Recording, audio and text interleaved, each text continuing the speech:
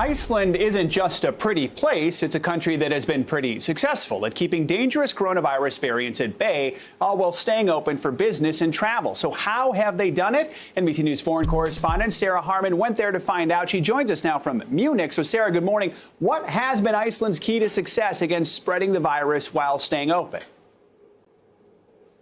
Hey, Joe, good morning. That is exactly what we wanted to find out when we went to Iceland, because when you read these reviews of which countries have handled the pandemic the best, Iceland consistently ranks quite high, as does, for example, New Zealand, also Ireland, but they took a really different strategy in New Zealand. They closed the border. So we went to Iceland to try to find out how they were managing to stay open to EU tourists, but at the same time, limit community spread much more than any other country in Europe. I sat down with the Prime Minister, and here's what she told me.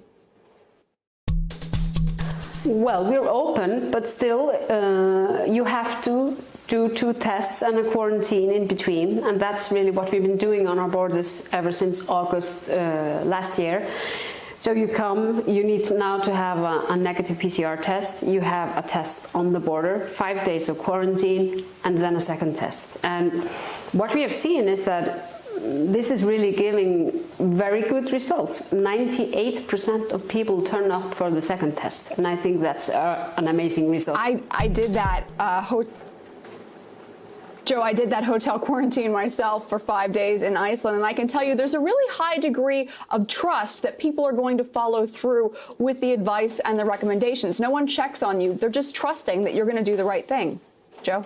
Sarah, Iceland is one of the latest countries to introduce vaccine passports for citizens. I know you've covered this in other countries. How important is it and testing to their strategy? Well, Joe, it's hugely important for a country like Iceland to be able to restart tourism. It's a huge part of their economy.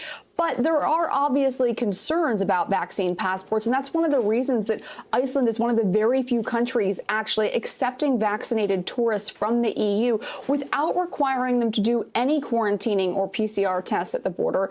I talked to the country's Icelandic Fauci, the chief epidemiologist there in Iceland, and he had some interesting insights on how they were handling things at the border. We know that about 1% of passengers carry the virus, even though they're not sick, if they're not ill.